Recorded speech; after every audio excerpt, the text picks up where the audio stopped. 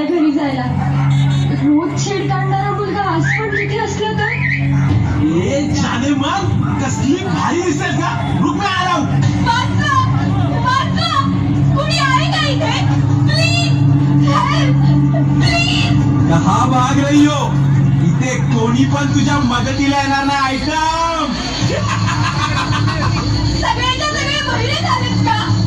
वाचवा हो कुणीतरी. फक्त खिडक्यात बघून तमाशा काय बघताय?